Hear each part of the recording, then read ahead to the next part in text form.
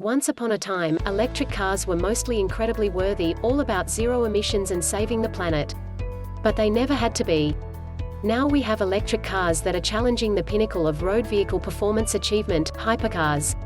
One of the most exciting electric hypercars to arrive is the Pininfarina Battista, which has been doing the rounds in the UK in the last week of April, after Jardine Motors Group became the London and South East England vendor for the car.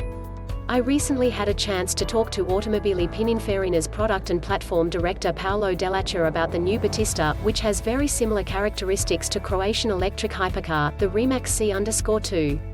That is not surprising because the Battista is based on the latter's technology, which Automobili Pininfarina licensed from Rimac for $91 million.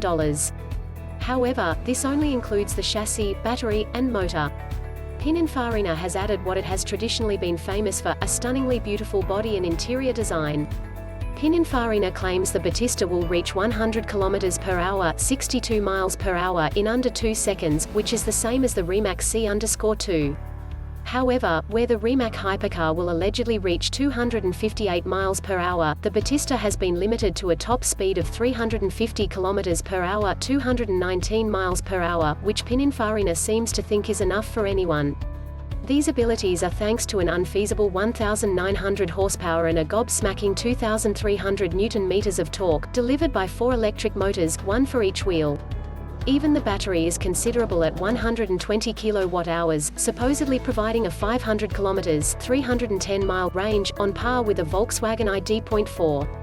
But how does that compare to a traditional fossil fuel-powered hypercar?